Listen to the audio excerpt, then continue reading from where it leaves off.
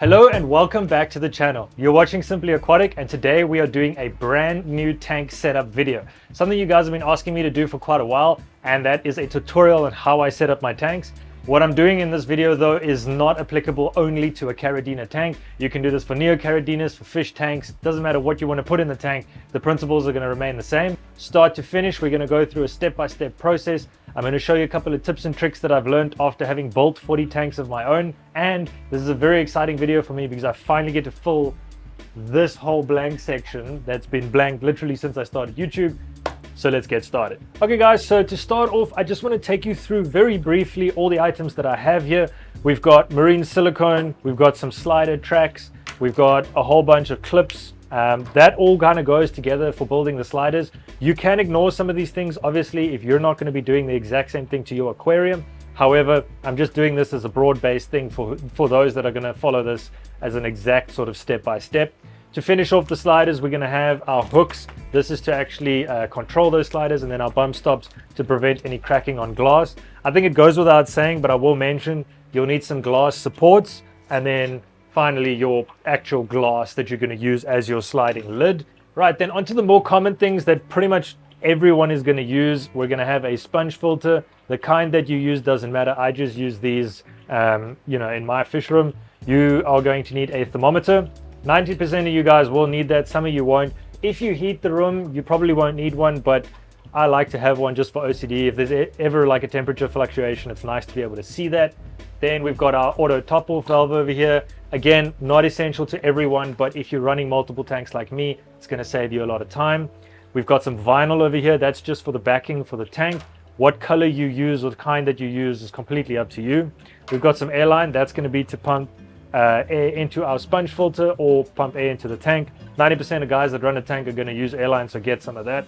Then we've got 3 different spray bottles. These all serve a unique purpose, so I'm not trying to overcomplicate this. We've got dish soap mixed with water. This is going to be for our vinyl application. We've got a window cleaner, equivalent to Window Lean or Mr. Min or whatever you have locally will work. This is going to be to clean our aquarium once we're done. And then we've got H2O2, otherwise known as hydrogen peroxide. The type that you get or the strength that you get doesn't matter for this specific purpose. I'm using 3% food grade, but it's just what I get in bulk, so it doesn't really matter. We're going to use this to clean the inside of the tank, and I'll explain that a little bit once we get started. Then we've got microfiber cloths. I highly recommend getting yourself one of these where you can basically just tear a whole bunch off a roll. You go through these things like cheese in a fish room. And then last but not least, we've got a knife or blade. Just doesn't really matter what kind you get, just get a really sharp one. This is going to be for your vinyl and for cleaning up any silicone if you make a mess. And then we've got a credit or debit card.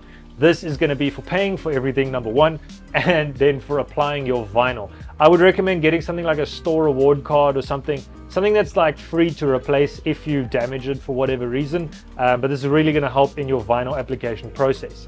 I think it kind of goes without saying, you're also going to need a tank. So let's get started with that. Pro tip, just before you get started, get some gloves on because it's going to prevent you from putting fingerprints all over the tank once you've cleaned it, and it's going to help you if you're using like harmful chemicals and stuff. It's not going to hurt your hands or anything like that. Right, so we're starting with a completely empty tank. We've got nothing going on here. I actually go ahead and I do the vinyl wrapping on its own before I even start with cleaning the tank. So I have a look at the sides. Because I'm buying sort of economical tanks, and I go, which is the side that I want to be the front. This looks a lot better to me, so I'm going to pick that as the front. I don't clean the whole tank before I do the vinyl because it does tend to splash around a little bit. So I just go straight into applying that, and it's very easy to do. All you do is get your soap and you go ahead and you spray down the side that you're going to add your vinyl to. You can be really generous with this. No such thing as too much. I then use the credit card and I just scrape off all that water and make sure that there's no dirt and grime or sand or dust or anything like that stuck to it that's going to cause air bubbles in your vinyl. And you can go crazy. You can clean this off really well. Right. Then the next thing we want to do is we want to separate our vinyl and we want to reveal that sticky side. And the best thing to do here is to just go ahead and spray directly on this sticky side. This is going to help you move the vinyl around, and it immediately eliminates static, so you won't have the vinyl sort of folding over and getting stuck on itself. That really sucks because it kind of ruins the vinyl and you have to start all over again. So you can see, I'll point this to the camera, so you can see now that I've applied this, I can actually move this vinyl around like without, it's not actually stuck at all, which makes it really easy for me to go and line it up to the sides that I need it lined up to, you know, before I actually go ahead and stick it. So all you need to do now to get it to stick, once you've placed it correctly, is use your card and push side to side. I'm gonna see if I can get you guys to see that. Side to side, you get all that soap and all those bubbles out. And as you do this, the vinyl will start sticking. There's a gigantic bubble over here. And as I go across it with the card, you'll see that that bubble disappears and all the soap comes out of the bottom. Cool. So once you're confident that you've got all those bubbles out and you've stuck that vinyl really nicely, unless you've got like a really steady hand and you cut your vinyl perfectly, you might have to do some trimming. This is where that super sharp blade comes in. Super easy. If the blade is sharp enough, just start it right at the top where you have your overhang, and then run that blade against the glass, and you'll be able to get rid of whatever overhang you have of your vinyl. And there you go. Your vinyl has been sealed and stuck, and your tank is already looking 1,000 times better. We're going to prepare the tank for the rest of this process, and we're actually going to get it ready for cycling at the exact same time. This is why I recommend having two different spray bottles, one being your sort of window cleaner bottle and then another one being hydrogen peroxide. The hydrogen peroxide degrades really quickly in light and in water. It becomes water and oxygen, so it's perfectly safe to use in the tank. If you have any residual left over when you start cycling, it's not going to affect the cycling process at all, whereas something like this with chemicals definitely will. So this process is really self-explanatory. Personally, I like to clean the outside glass first, because that way if I'm cleaning the inside, I can very quickly see if there's anything left or a spot that I've missed. You guys might also notice I'm being quite liberal in the way I touch the tank. That's the bonus of having gloves. You won't leave any sort of fingerprints and oily marks. So with the hydrogen peroxide, you can go really crazy. There's no such thing as too much. This stuff disinfects, it cleans, it oxidizes. Cool guys, so once you get to this point, the tank's pretty much ready for cycling. If you're not going to build sliders or put in automatic top-off valves and stuff like that, you could go ahead and fill it with water, chuck in a substrate, put your sponge filter in, and Bob's your uncle. Right, so normally you could do this on the tank, but for the purpose of this video, I'm just going to do it here. I like to go ahead and set up my peripherals beforehand. So we're going to set up the auto top-off valve quickly. So all you need to do for setting up the auto top-off valve is putting it on the mounting.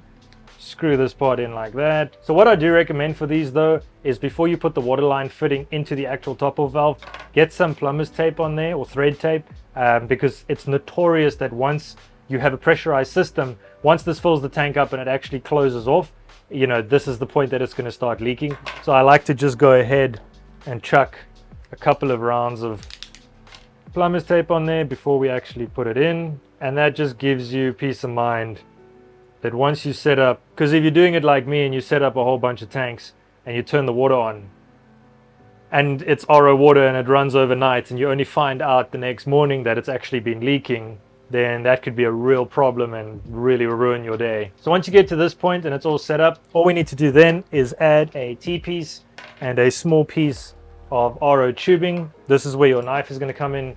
You could use your blade, but it's much easier to do this with a knife. And there are other elaborate ways of doing this. Like I've seen guys adding the taps, like the RO taps, so that you can individually turn a tank off if you wanted to. Because my tanks are all running the same parameters, that's not really important for me.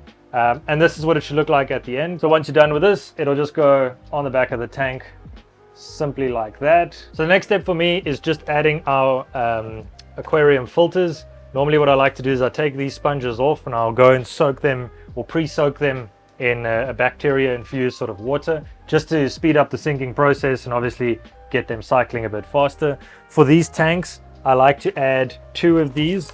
I don't know if there's a specific rating. Like when I bought these, they said about 60 liters each. I don't really know if it's going to be a big enough filter for 60 liters. These are the small ones. So what I like to do is I put 2 of these in each of the tanks. What that also allows me to do is whenever I need to clean them, I can pull 2 of the sponges off, go ahead and clean those and leave the other 2 in there.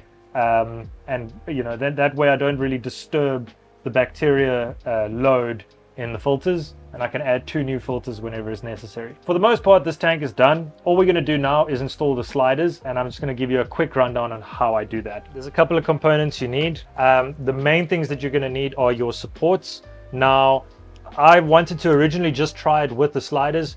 These don't stick to glass when you use silicone. Glass does. So what I actually use the sliders to do in the first step is glue them to the glass supports like this. You'll end up with something that looks like this.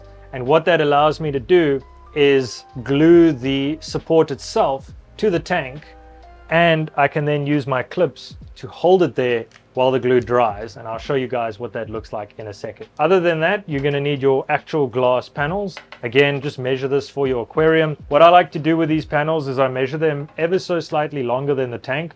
That way, once you have your top and bottom panel together, they're actually going to overlap in the middle quite a bit. And what that does is it prevents too much gas exchange, so you won't actually lose a lot of that humidity, and it will perform better in terms of a lid that isn't actually quite airtight. Okay guys, so just for the purpose of keeping this video short, I just wanted to show you what a completed slider looks like.